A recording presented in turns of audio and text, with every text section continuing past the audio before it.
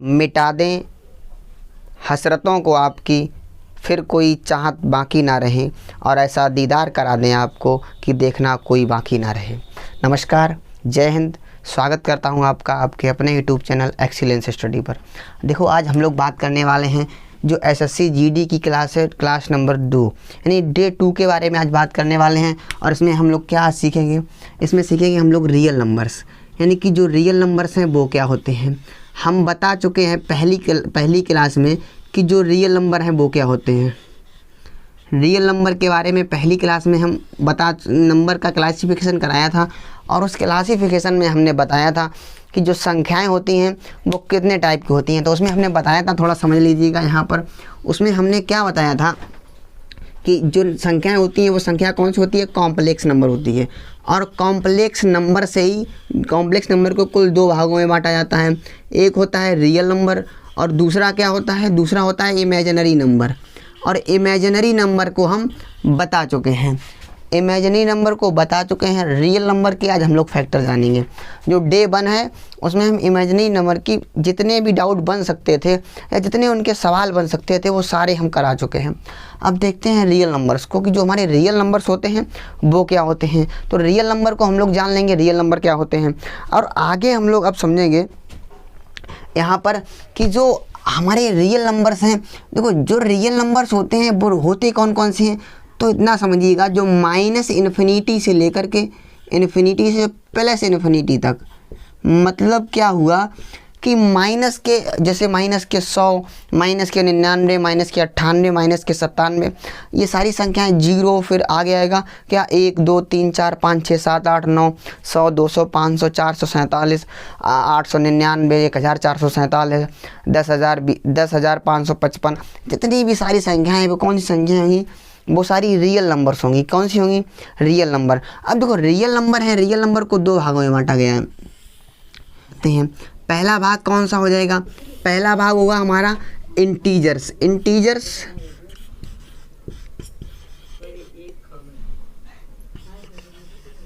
Integers और जो integers होंगे ये क्या होंगे?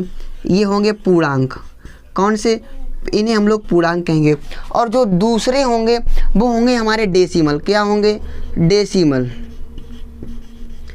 अब देखो, जो डेसिमल हैं इन्हें समझिएगा। देखो इंटीजर्स की बात बाद में कर लेंगे, पहले डेसिमल को ख़त्म कर लें, इंटीजर को हम आगे देख लेंगे। जो डेसिमल होते हैं, डेसिमल 2 टाइप के होते हैं, समझिएगा। देखो, एक तो होते हैं रिपीटिंग डेसिमल। क्या? Repeating decimal, repeating decimal. और दूसरा क्या हो जाएगा? दूसरा हो जाएगा हमारा नॉन रिपीटिंग डेसिमल।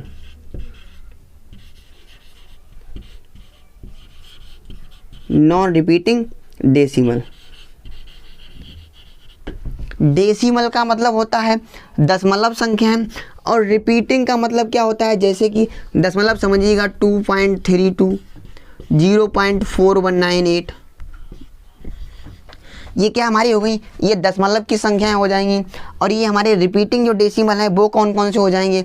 जैसे हम कहें तुमसे 1.414, 41414, ये हमारी कौन सी संख्याएं हो जाएंगी? ये हो जाएंगी हमारी रिपीटिंग डेसिमल। और नॉन रिपीटिंग डेसिमल जैसे कि 1.3219842849, मतलब कंटिन्यू संख्याएं बढ़ती चली जाएंगी, वो कौन सी? Non repeating decimal. और ये कौन सी हो जाएंगी? ये हो जाएंगी रिपीटिंग डेसिमल। अब जो रिपीटिंग डेसिमल हैं, इन रिपीटिंग डेसिमल को ही हम लोग कहते हैं रेशनल नंबर। रेशनल नंबर का मतलब होता है परिमेय संख्याएं, रेशनल नंबर। देखो, रेशनल नंबर की अगर हम परिभाषा कहें कि रेशनल नंबर कैसे कहेंगे, तो जिन संख्याओं को हम यहाँ पर देखते हैं परिमेय संख्याएं। कौन सी? परिमेय संख्याएं, परिमेय संख्याएं। तो परिमेय संख्याएं किन्हें कहेंगे? जिन संख्याओं को हम P/Q के रूप में लिख सकते हैं। किसके रूप में? P/Q के रूप में लिख सकते हैं। Can be written P/Q form called known as rational numbers. मतलब जिन संख्याओं को हम P बटे Q के रूप में लिख सकते हैं, उन संख्याओं को हम लोग क्या कहेंगे, रेशनल नंबर्स कहेंगे। जैसे कौन सी संख्या हो जाएगी, जैसे हम कहें 2/3, तो जो 2/3 हो जाएगी वो 2/3 कौन सी संख्या हो जाएगी, ये परिमेय संख्या हो जाएगी। जैसे हम कहें 4/8, ये परिमेय संख्या है, तो हाँ परिमेय संख्या है। लेकिन अगर कहें 22/7, तो 22/7 परिमेय संख्या है, तो हाँ 22/7 परिमेय संख्या है। किंतु 22/7 किसका मान होता है, ये मान होता है पाई का। किसका मान होता है, पाई का। लेकिन पाई एक परिमेय संख्या नहीं है, याद रखें। जो पाई है ये पाई परिमेय संख्या नहीं है, मगर जो पाई का मान है 22/7 ये परिमेय संख्या है। और ये पाई क्या होती है, कहाँ से आती है, और पाई का मान 180 अंश कैसे होता है, वो हम सारी क्लास जानेंगे। ट्रिग्नोमेट्री की जो क्लास होगी, जो हम लोग आगे ट्रिग्नोमेट्री पढ़ाएंगे, उसमें बताएंगे कि जो ये क्या होता है। तो इतना समझ में आया होगा कि इतना क्या होता है, तो इतना आप लोग देखिएगा और स्क्रीनशॉट लीजिएगा, फिर हम आगे बता रहे हैं आगे। तो इतना आप लोगों ने लिख लिया। अब देखिएगा, जो हमारी जो परिमेय संख्याएं हैं, परिमेय संख्या किसे कहते हैं, अब यहाँ पर हेडिंग डाल रहे हैं परिमेय संख्या किसे कहते हैं। ये तो समझ गए हैं, ये हमारी कौन सी है, नॉन रिपीटिंग संख्या, डेसिमल है। कौन सा है, नॉन रिपीटिंग डेसिमल, यानी कि हम इसे कहते हैं अपरिमेय संख्या, नॉन रिपीटिंग डेसिमल। इसे हम रिएशनल नंबर, उसे कहेंगे इन रिएशनल नंबर, यानी अपरिमेय संख्या। तो वो आगे हम बताएंगे, अब इतना समझिएगा। बहुत धीमे धीमे चलेंगे, पूरी क्लास को देखेंगे, सब कुछ एकदम क्लियर से समझ में आएगा। निश्चिंत रहिएगा, हमारे साथ बने रहिएगा। बस सब कुछ हमने पहले ही कहा है कि कुछ भी ऐसा नहीं बचेगा जो देखने को ना मिले, सारा कुछ सीख कर जाओगे। बस विश्वास रखिएगा और बने रहिएगा। देखिएगा, जो हमारा पहला है, हमने क्या बताया, रिएशनल नंबर, यानी कि परिमेय संख्या। अब परिमेय संख्या किसे कहते हैं, इसे समझिएगा। देख लीजिएगा, परिमेय संख्या, रिएशनल नंबर। देखो, रिएशनल नंबर है जो हमारी परिमेय संख्या, इसे कैसे कहते हैं, हमने बताया है कि can be written P/Q form, मतलब जिसे हम P/Q की फॉर्म में लिख सकते हैं, वो हमारी कौन सी हो जाएगी, परिमेय संख्या हो जाएगी। जैसे या P/Q, या हम इसे बोल सकते हैं कि अंश बटे हर। क्या, अंश बटे हर। अब कहोगे कि अगर Q/P हो तो क्या परिमेय संख्या नहीं होगी, होगी। मतलब ऊपर अंश और नीचे हर। जैसे हम कहें कि 3/4, तो 3/4 परिमेय संख्या है। कहें 0.6, क्या ये परिमेय संख्या है, तो हाँ ये परिमेय संख्या है। अब ये परिमेय संख्या है कैसे कहोगे, तो देखिएगा, जैसे 0.6 है, अब यहाँ से दशमलव हटाएंगे तो नीचे कितना आ जाएगा, 10 आ जाएगा। तो क्या बन जाएगा, 6/10। अब इसे P/Q की फॉर्म में लिखा जा सकता है। देखिएगा, P/Q की फॉर्म में लिखा जा सकता है। तो ये हमारी कौन सी हो जाएगी, ये हमारी परिमेय संख्या हो जाएगी। जैसे हम आगे बात करें, आगे कहें जैसे कि 0.53 और दोनों के ऊपर लगा है बार, तो क्या ये परिमेय संख्या है, तो हाँ ये भी हमारी परिमेय संख्या है। और जैसे हम आगे कहें 8/9, तो बिल्कुल परिमेय संख्या है। और अगर हम कहें 2, सिर्फ 2 बोल दें कि 2 परिमेय संख्या है, तो हाँ 2 भी परिमेय संख्या है, 2 भी परिमेय संख्या है। क्योंकि 2 है, जब किसी के नीचे कुछ भी नहीं रहता है तो 1 तो रहता ही है ना, तो इसे हम 2/1 लिख सकते हैं, जहाँ 2 P और 1 क्या हो जाएगा, जहाँ Q हो जाएगा। तो क्या हो जाएगा, P/Q की फॉर्म बन गई। मतलब ये हमारी परिमेय संख्या है। अब देखिएगा, जो हम अगर क्वेश्चन पूछा जाए कि 2 परिमेय संख्याओं के बीच में कौन सी परिमेय संख्या होगी, जैसे हम तुमसे कहें कि सवाल अगर पूछा जाए A व B, देखो ये कॉन्सेप्ट भी हो जाएगा और सवाल के भी रूप में हो जाएगा। B के बीच परिमेय संख्या बताओ, बीच परिमेय संख्या बताओ, परिमेय संख्या ज्ञात करना। तो देखो कैसे ज्ञात करेंगे, अभी अपरिमेय को तो एकदम भूल ही जाओ, बस इसे याद रखो। अब A और B के बीच में परिमेय संख्या कैसे निकालेंगे, तो परिमेय संख्या जब भी निकालेंगे तो क्या करेंगे, 1/2 और A+B, ये हमारी क्या हो जाएगी, ये परिमेय संख्या निकालने का फॉर्मूला हो जाएगा। ये समझ सकते हैं, ट्रिक हो जाएगी। जैसे हम तुमसे कहें 2/3 के बीच परिमेय संख्या बताओ, बीच परिमेय संख्या बताओ कि परिमेय संख्या क्या होगी, बताना है। तो देखो 2 व 3 के बीच में है तो फॉर्मूला क्या है, 1/2 a प्लस बी, a का मान 2 और b का मान 3, यानी कि 2 प्लस का 3, तो क्या हो जाएगा 1/2 और 3 2 5 गुणे में 5, तो परिमेय संख्या कौन सी निकल के आएगी 5/2, और ये हमारी क्या निकल आई, ये हमारी परिमेय संख्या निकल आई। समझ पाए हो कि परिमेय संख्या कैसे निकाली जाएगी। तो 1/2, 2 प्लस 3, 2 और 3 5, 1/2 गुणे 5, यानी कि 5/2 हमारी क्या निकल कर आ गई परिमेय संख्या। और जहाँ 5 क्या हो जाएगा p और 2 क्या हो जाएगा q, तो p/q की फॉर्म भी बन रही है, यानी कि अंश बटे हर की फॉर्म बनी रही है, तो ये हमारी परिमेय संख्या हो जाएगी। आई होप अंडरस्टैंड कि आप लोग इतना समझ गए होंगे कि दो संख्याओं के बीच में परिमेय संख्या कैसे निकाली जाती है, इतना समझ में आए। अब कोई भी संख्या आपको दी जाए और उसके बीच में परिमेय संख्या पूछी जाए तो आप उसे बता पाएंगे। अब हम लोग देख रहे हैं कि इनरेशनल नंबर क्या होते हैं, यानी कि अपरिमेय संख्या क्या होती है उसे समझ लीजिएगा। देखो जो हमारी अपरिमेय संख्या होती है, जो हमारी अपरिमेय संख्या होती है वो कौन सी होती है, जैसे हमने अभी बताया पाई, तो पाई क्या एक अपरिमेय संख्या है, नहीं है। पाई जो हमारी है तो पाई एक अपरिमेय संख्या है, लेकिन जो पाई का मान है 22/7 वो एक परिमेय संख्या है, क्योंकि 22/7 मतलब कि p/q यानी अंश बटे हर। इतना समझ गए। जैसे हम बोलें 0.3200320032, ये कौन सी संख्या आ जाएगी, ये नॉन रिपीटिंग है, मतलब ये कोई भी संख्या बार बार रिपीट नहीं कर रही है। देखिएगा अब लग रहे होंगे कि ये बार बार 32 तो रिपीट कर ही रहे हैं ना, देखो नहीं कर रहे हैं। देखो समझेगा 32 एक जीरो आया, अब अगली बार में कितने आ गए 2 जीरो, अगली बार में 3 जीरो, अगली बार में 4 जीरो आएंगे। रिपीटिंग का मतलब ये होता है जैसे कि अगर हम लिख रहे हैं 0.32032032 तो अब ये संख्या है जो रिपीटिंग है, लेकिन ये संख्या रिपीटिंग नहीं है, क्योंकि हर बार एक डिजिट बढ़ रहा है, हर बार एक डिजिट मतलब कि एक जीरो बढ़ रहा है। तो जो हमारा है ये एक अपरिमेय संख्या है, लेकिन ये हमारी परिमेय संख्या है। ये परिमेय है क्योंकि ये रिपीटिंग संख्या है, बार बार वही संख्याएं आ रही हैं और इसमें जीरो आ रहे हैं। समझ पा रहे हैं हम क्या बोल रहे हैं।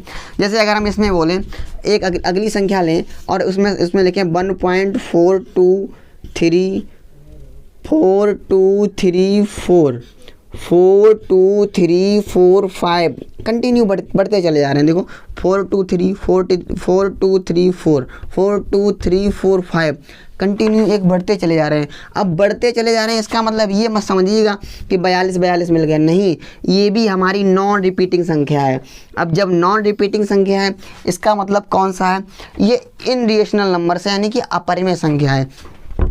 अपरिमेय संख्या को हम लोग कैसे समझते हैं, कैसे पता कर पाते हैं, तो देखिए अपरिमेय संख्या को ऐसे पता करते हैं हम लोग कि ये अपरिमेय संख्या है या नहीं है। तो उस जिसे p/q की फॉर्म में ना लिखा जा सके, जिसे p/q की फॉर्म में ना लिखा जा सके, अगर p/q की फॉर्म में नहीं लिखा जा सकता है तो वो संख्या कौन सी कहलाएगी, वो हमारी कहलाएगी अपरिमेय संख्या। ये हमारी इनरेशनल नंबर्स कहलाएगी। ये इतनी बात समझ में आई कि ये इनरेशनल नंबर्स क्या होती है। अब देखो अब इसमें भी सवाल बनता है कि दो संख्याओं के बीच में अपरिमेय संख्या कैसे निकालते हैं। तो यहीं पर ही हम लोग एक हेडिंग डाल रहे हैं, ये आप लोग हेडिंग डालिएगा और हेडिंग में क्या डालेंगे कि दो संख्याओं के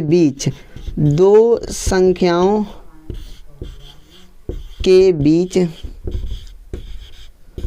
अपरिमेय संख्या कैसे, अपरिमेय संख्या ज्ञात करना, अपरिमेय संख्या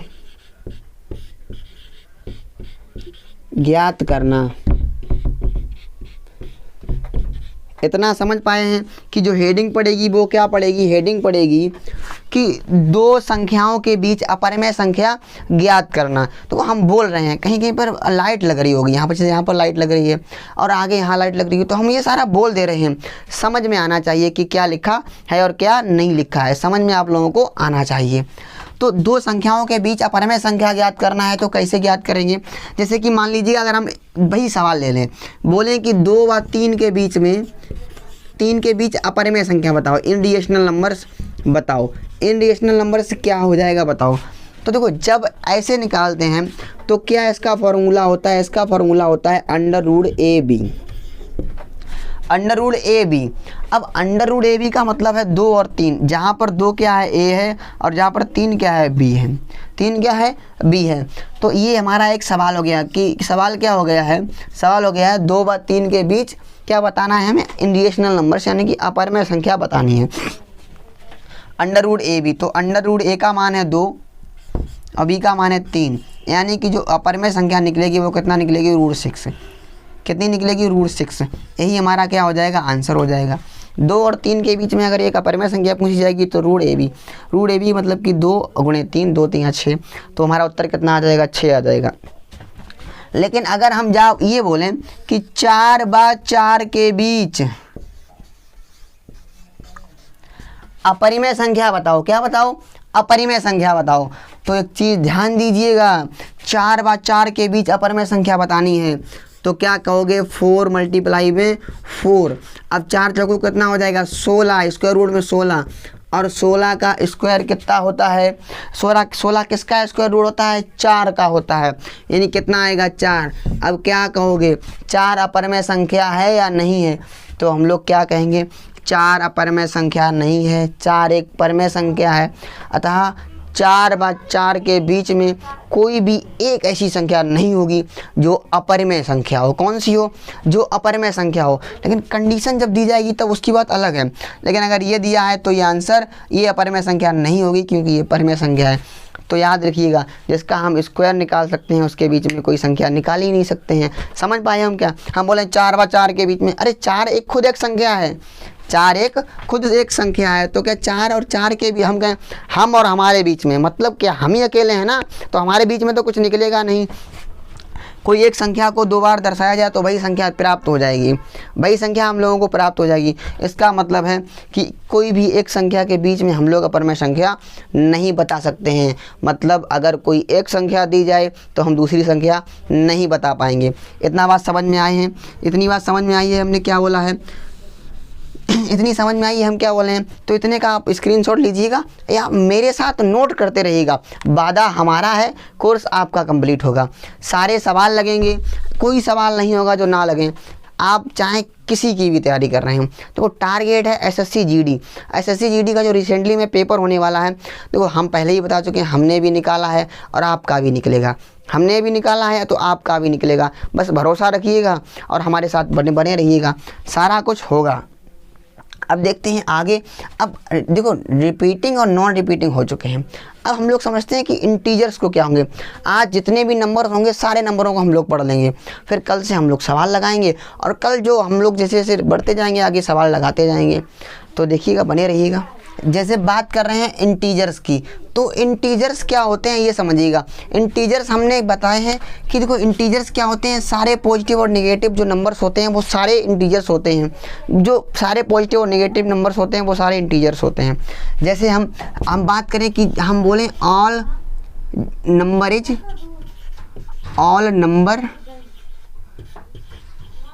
relational numbers, all integers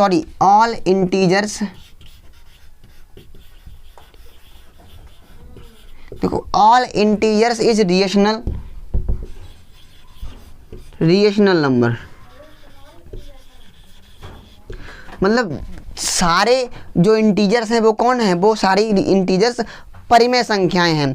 all integers is relational numbers. अब जो हमारे इंटीजर्स होते हैं वो इंटीजर्स 3 टाइप के होते हैं। पहला होता है हमारा पॉजिटिव इंटीजर्स। कौन सा, पॉजिटिव इंटीजर्स। पॉजिटिव इंटीजर्स का मतलब क्या हो जाएगा, जैसे कि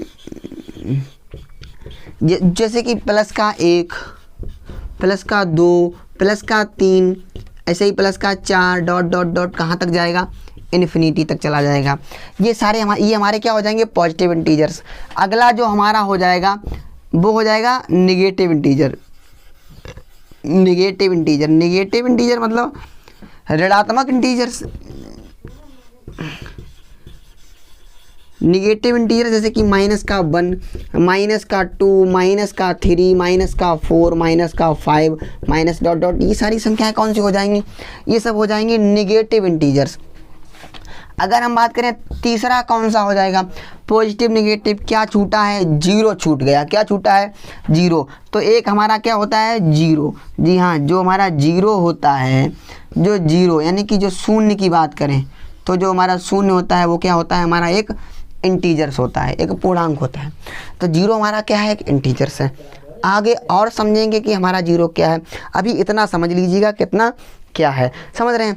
अब हम लोग समझते हैं यहाँ पर नेचुरल नंबर्स। आगे इंटीजर्स का एक भाग है, क्या है, एक नेचुरल नंबर्स है। तो देखो इसका जो नेचुरल नंबर्स हो जाएगा वो क्या जाएगा, जरा ध्यान से देखिएगा। नेचुरल नंबर्स, नेचुरल नंबर, देखो हम देखें ना देखें उससे फ़र्क नहीं पड़ता है। नेचुरल नंबर का मतलब प्राकृतिक संख्या। अब प्राकृतिक संख्या कौन सी, जैसे कि देखो 1 2 3 4 5 6, ये सारी कौन सी संख्या हो जाएंगी, ये सारी संख्याएं हो जाएंगी हमारी प्राकृतिक संख्याएं। नेचुरल नंबर क्या हो जाएंगी, प्राकृतिक संख्याएं हो जाएंगी। कौन सी हो जाएंगी, ये हमारी प्राकृतिक संख्या हो जाएंगी। लेकिन हम बात करें अगले इसी में टाइप हो जाएगा होल नंबर्स। कौन सी, होल नंबर्स। जो होल नंबर होगी यानी कि जो हमारी पूर्ण संख्या होगी, होल नंबर। अब होल नंबर क्या होगा, ज़रा उसे भी समझिएगा। होल नंबर जो हमारा होगा, होल नंबर क्या होगा, तो देखिएगा जो हमारा जीरो है, जीरो को अगर हम, ये सारी संख्याएं कौन सी हो जाएंगी, नेचुरल नंबर्स। मतलब जीरो को अगर नेचुरल नंबर के साथ हम मिला दें, अगर हम जीरो को नेचुरल नंबर के साथ मिला दें तो ये सारी संख्याएं कौन सी हो जाएंगी, होल नंबर बन जाएंगी। कौन सी संख्याएं, ये हमारी होल नंबर की संख्याएं बन जाएंगी। अब देखो, अब समझते हैं इसे लिखेंगे कैसे। तो देखो यहाँ पर जीरो और ये सारी संख्याएं कौन सी हो जाएंगी, ये हमारी नेचुरल नंबर। तो क्या हो जाएगा, जीरो और नेचुरल नंबर की जो संख्याएं होंगी वो कौन सी संख्याएं हो जाएंगी, जो जीरो और नेचुरल नंबर की संख्याएं वो हमारी हो जाएंगी होल नंबर, यानी कि पूर्ण संख्या। कौन सी हो जाएगी, पूर्ण संख्या।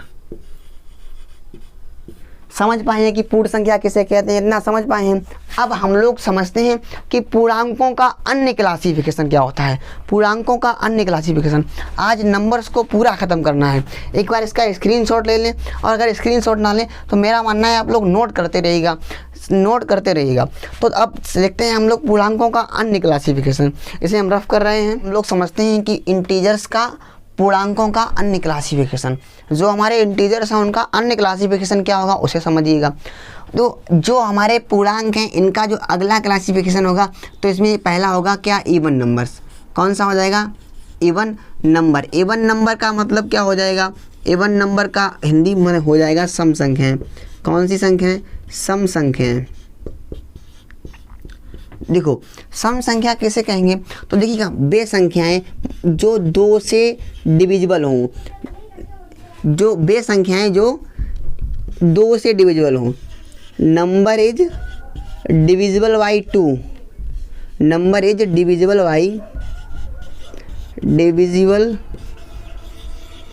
बाई 2।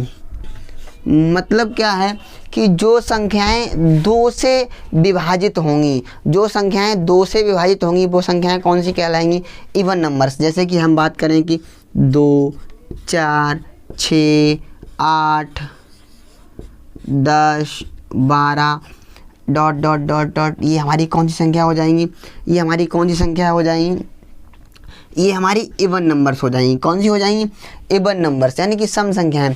अगर हम ये कहें कि जो हमारा जीरो है तो जीरो क्या हो जाएगा, तो जीरो भी एक इवन नंबर्स है। जीरो क्या है, इवन नंबर्स है। अब हमारा आपसे एक क्वेश्चन है, और क्वेश्चन ये है कि सबसे छोटी सम संख्या बताओ, सबसे छोटी सम संख्या। देखो सवाल यही है, सबसे छोटी सम संख्या बताओ, संख्या बताओ। अब सबसे छोटी सम संख्या क्या होगी, ध्यान दीजिएगा।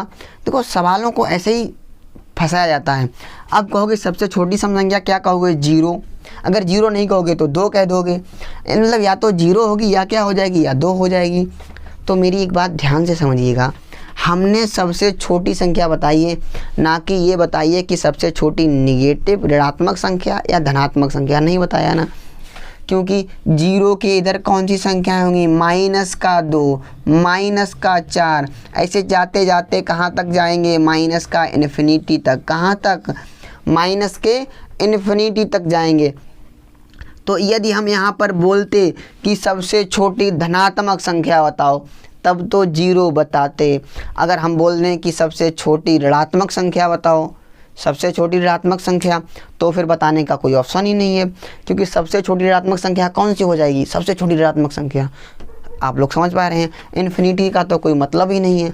जितनी छोटी संख्या होगी उतनी, जितनी बड़ी संख्या होगी माइनस में, भाई छोटी संख्या होगी। जैसे अगर हम कहें माइनस का 14 लिखा है और माइनस का 18 लिखा है, अब कहें इन दोनों में से बड़ी संख्या कौन सी है, माइनस की 14 या माइनस का 18, तो पता है कौन सी है, माइनस का 18 वाली बड़ी है।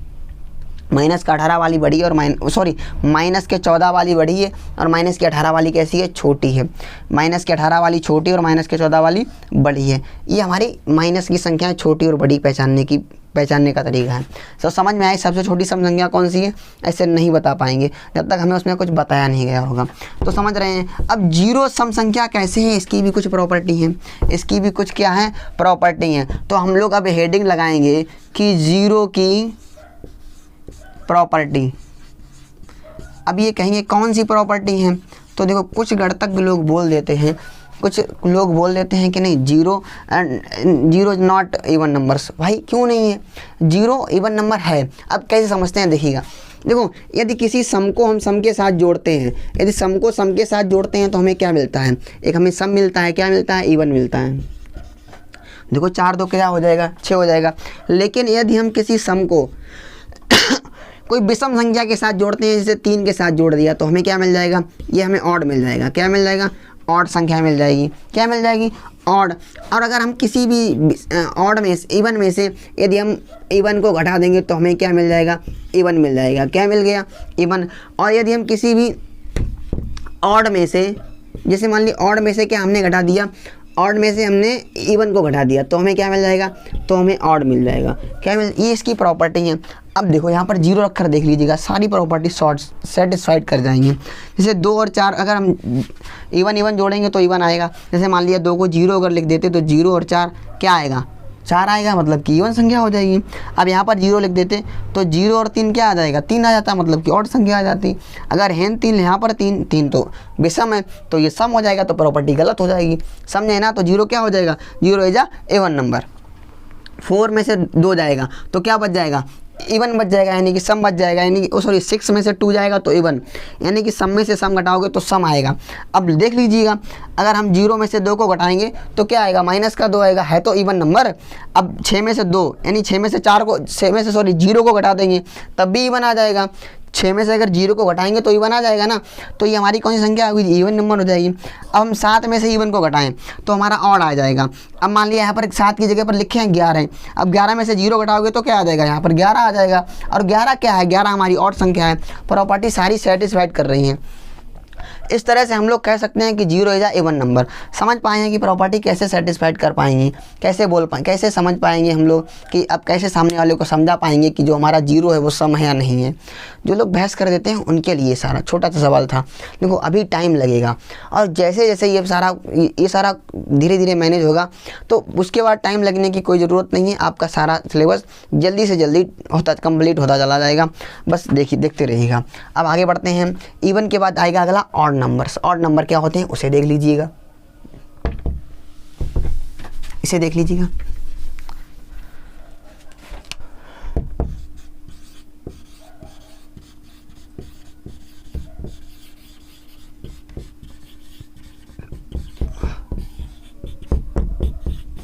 देखो जो हमारा ऑड नंबर है, ऑड नंबर का मतलब विषम संख्या है। ऑड नंबर का मतलब विषम संख्या है। अब देखो जो विषम संख्या है वो क्या होंगी, number is not divisible by 2, मतलब कि जो 2 से विभाजित नहीं हो। वे संख्याएं जो 2 से विभाजित नहीं होती हैं। समझ लीजिएगा, अपने थोड़ी लिख लीजिएगा, थोड़ा टाइम मेरा भी बचेगा और आप भी जल्दी से लिख पाएंगे। वे संख्याएं जो 2 से विभाजित नहीं होती हैं, जैसे कौन कौन सी, तो हम कहेंगे 3 और आगे में 5 7, 3 5 7 9 11 13 15 17, ये सारी कौन सी संख्या हो जाएंगी, ये सारी जो संख्याएं हो जाएंगी वो कौन सी हो जाएंगी, ये सारी ऑड संख्याएं हो जाएंगी। कौन सी? और माइनस में माइनस में भी इधर हो जाएगा, जो माइनस में होगा वो भी हमारा क्या हो जाएगा, ऑड नंबर हो जाएगा। इतना समझ पाए हैं कि ऑड संख्याएं क्या हो जाएंगी और इवन संख्याएं क्या हो जाएंगी, इतना आप लोगों को समझ में आया होगा। अब हम लोग आगे समझते हैं कि आगे जो हमारा प्राइम नंबर है वो क्या होता है, उसे देख लीजिएगा। अभाज्य नंबर उसे कहते हैं जिसके ओनली और ओनली 2 फैक्टर हों। कितने हों? 2, मतलब कि जिनके सिर्फ और सिर्फ 2 फैक्टर हों। जिसके कितने हों? ऐसा नंबर जिसके सिर्फ और सिर्फ 2 फैक्टर हों। लिख सकते हैं ऐसी संख्या जिसके 2 फैक्टर हों। क्या हों? सिर्फ और सिर्फ 2 फैक्टर, मतलब फैक्टर का मतलब है गुणनखंड, 2 फैक्टर हों। जैसे हम कोई संख्या दे रहे हैं, जैसे सपोज करिएगा 2, तो 2 क्या देखो 2 क्या है, 2 के कितने फैक्टर हो जाएंगे? 2 के सिर्फ 2 फैक्टर होंगे। एक तो ये 1 से कट जाएगा और दूसरा 2 से कट जाएगा। समझ पा रहे हो? 3 जैसे कि देख लीजिएगा तो 3 के 2 फैक्टर हो जाएंगे, एक 1 से कट जाएगा और 3 से कट जाएगा। जैसे अगर 4 की बात करें, 4 की, तो 4 के देखिएगा 1 से भी कट जाएगा और 2 से भी कट जाएगा और 4 से भी कट जाएगा। इस वजह से 4 प्राइम नंबर नहीं है, यानी कि 4 अभाज्य संख्या नहीं है। लेकिन अगर 5 की बात करें तो हाँ 5 है, 6 की बात करें तो 6 नहीं है, क्योंकि देखिए ना 5 1 से कटेगा और 5 से कटेगा, इन्हीं 2 से कट पाएगा। लेकिन अगर 6 की बात करें तो 6 नहीं है, 7 की बात करें है, 8 नहीं है, 9 है, 9 नहीं है। क्यों नहीं है? देखो अब एक चीज़ समझ पा रहे होगे कि 2 है, 3 है, 5 है, 6 नहीं है, लेकिन 7 है। कितनी है? 7 है।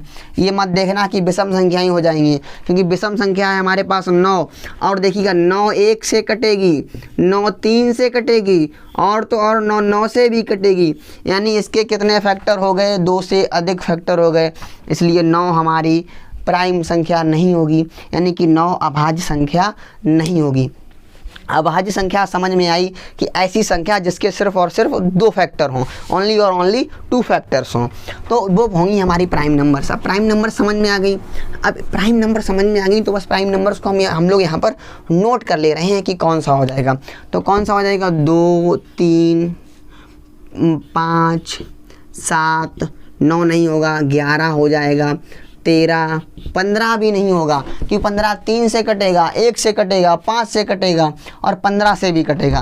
15 नहीं हो जाएगा, 17 हो जाएगा, 18 नहीं होगा, 19 हो जाएगा, 20 भी नहीं होगा, 21 भी नहीं होगा, 3 से कटेगा 21, 7 से कटेगा, 1 से कटेगा, 21 से कटेगा। समझ रहे हैं? तो क्या हो जाएगा हमारा? 23 हो जाएगा। अब समझ पाए होंगे कि कौन सी। लेकिन अगर हम ये बोलें कि सबसे छोटा प्राइम नंबर कौन सा होगा, सबसे छोटी अभाज्य संख्या कौन सी होगी, तो ज़रा देख के बताएं कौन सी होगी। समझ रहे हैं?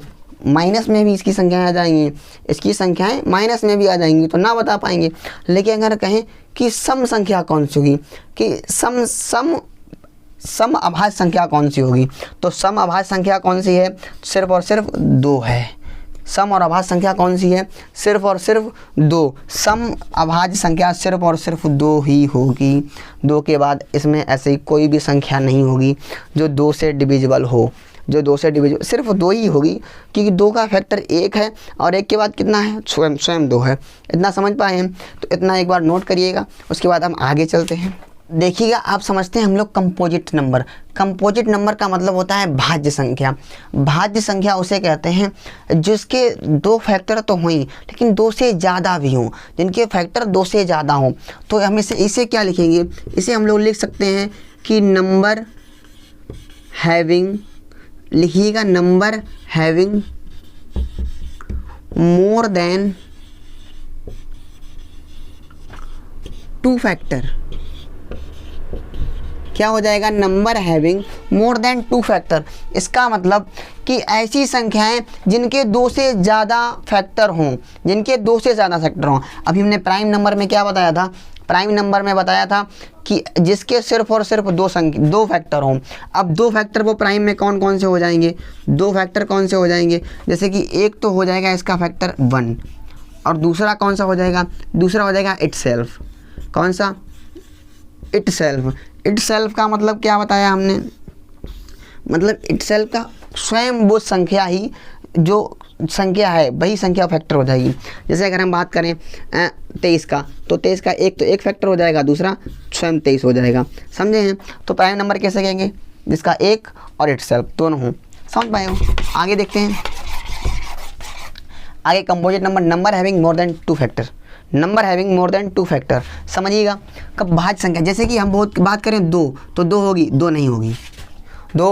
अगर हम कहें 3 तो 3 भी नहीं होगी, कहें 3 तो 3 भी नहीं है। अब कहें 4 तो 4 है, तो देखिए 4 है तो हाँ 4 है, क्योंकि 4 का 1 से भी कट जाएगी, 2 से भी कट जाएगी और 4 से भी कट जाएगी, समझ पा रहे हैं। 4 भी है। 4 की बात करें 6 तो हाँ 6 भी है, 6 1 से भी कटेगी, 3 से भी कटेगी और 6 से भी कट जाएगी।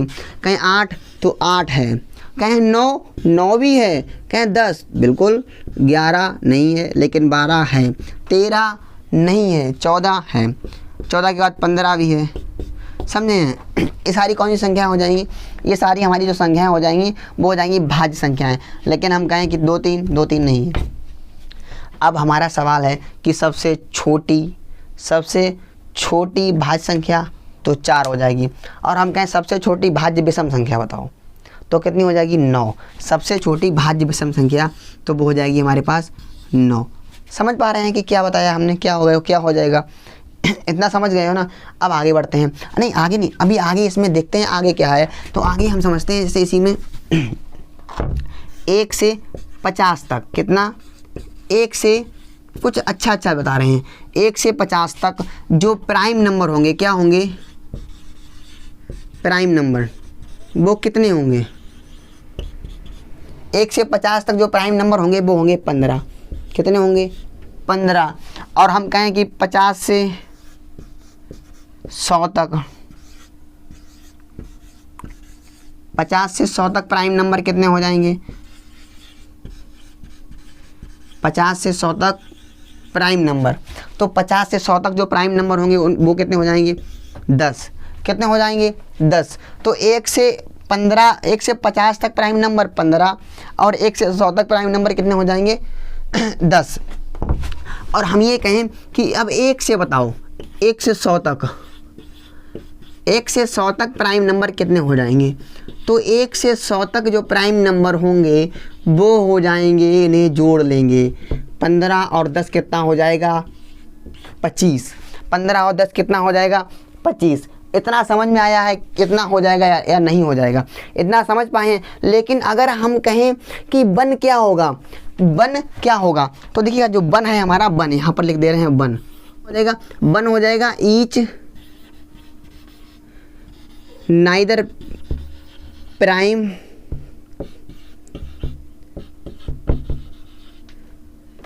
प्राइम और nor composite.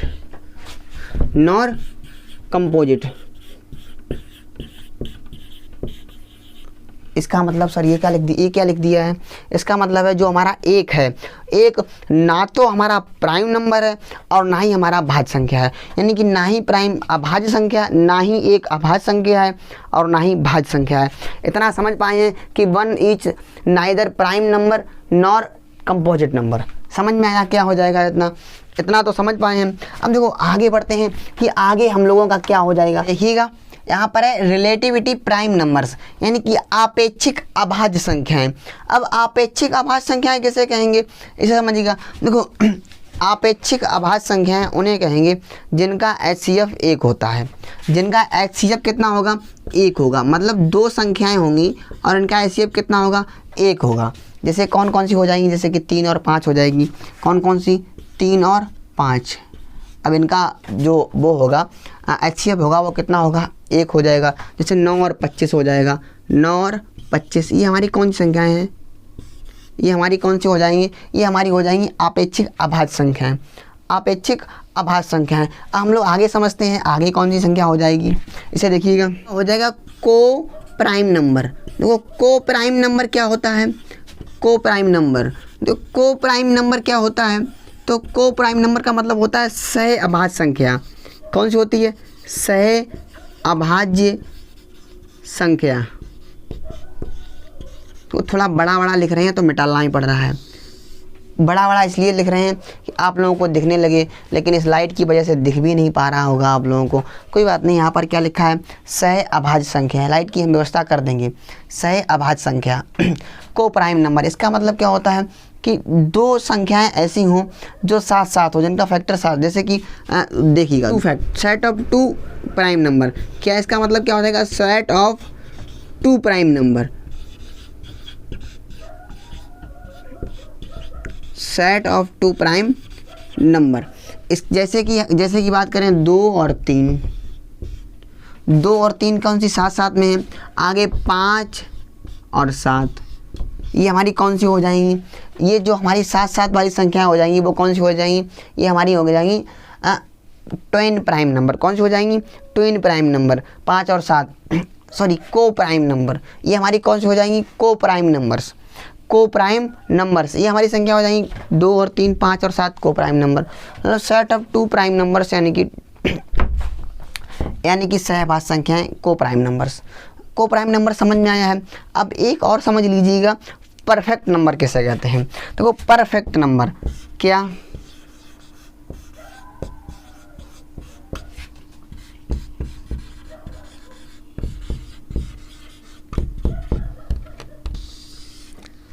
Perfect number, perfect number का मतलब होता है गुणनखंड नंबर। अब देखो परफेक्ट नंबर उस नंबर को कहते हैं, परफेक्ट नंबर उस नंबर को कहते हैं जिसके गुणनखंड का योग उस संख्या के बराबर हो, जिसके गुणनखंड का योग उस संख्या के बराबर हो, उस संख्या को ही क्या कहेंगे हम लोग, परफेक्ट नंबर कहेंगे।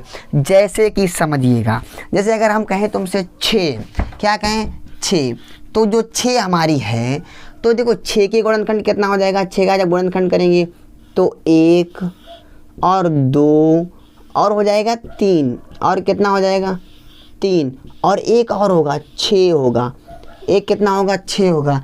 अब समझिएगा 2 और 1 कितना हो जाएगा 3, 3 और 3 कितना हो गया 6, इनका योग कितना आया 6 आया, लेकिन 6 और है, ये साथ में भी है।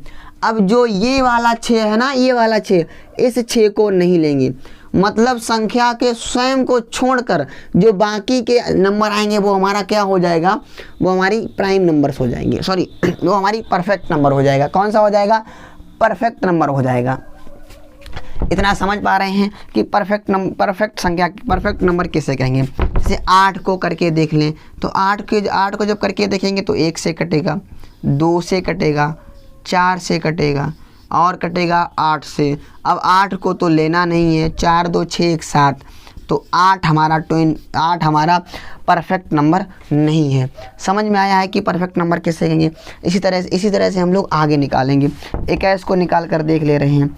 21 1 हो जाएगा, 3 हो जाएगा, 7 हो जाएगा और स्वयं 21 हो जाएगा। अब देखिए 7 3 10 और 1 11, इनका योग कितना आया है, 11 आया है, और 21 को तो हम लेंगे नहीं, तो 21 भी नहीं होगा। तो समझ में आया होगा कि कौन कौन सी संख्याएं हो जाएंगी, कौन कौन सी नहीं संख्या हो जाएंगी। ऐसे ही आगे संख्याएं निकाल कर देख लेना कि कौन कौन सी संख्याएं निकल कर आएंगी। जैसे कि अगली संख्या आ जाएगी 28, कौन सी आ जाएगी 28। जब 28 को देखेंगे ना, तो 28 को देख लो, चलो 28 हम बता ही दे रहे हैं। 28 क्या हो जाएगा, 28 का 1 हो गया 28 को, और ये किससे कट जाएगा, ये 2 से कट जाएगा, तो 1 2 हो गया, 1 3 से नहीं कटेगा, लेकिन 4 से कट जाएगा, तो 1 4 हो जाएगा, 1 हो गया, 2 हो गया, 4 हो गया, 14 हो गया, और ये 7 से भी तो कट जाएगा, 7 भी हो जाएगा। तो देखिएगा 7 और 4 11, 11 और 2 13, 13 1 14, 14 और 14 कितना हो जाएगा, इनका योग हो जाएगा 1 + के 2 + के 4 + के 7 + के 14। अब इनका हम योग करेंगे तो कितना हो जाएगा, 28 ही आएगा। कितना आ जाएगा, 28 ही आ जाएगा। इसलिए जो हमारी 28 भी होगी, 28 भी परफेक्ट नंबर होगी। परफेक्ट नंबर का मतलब क्या हो जाएगा, परफेक्ट नंबर का गुणनखंड संख्या। आई होप आप लोगों को इस संख्याओं के बारे में समझ में आया होगा, संख्या क्या होगी। अब कल हम लेंगे तीसरी क्लास और कल हम फिर आगे बढ़ेंगे। कोई बात नहीं, बने रहिएगा इसी उत्साह के साथ, और अंत तक आने के लिए आप लोगों को तहे दिल से धन्यवाद। मिलते हैं नेक्स्ट वीडियो में, तब तक के लिए जय हिंद।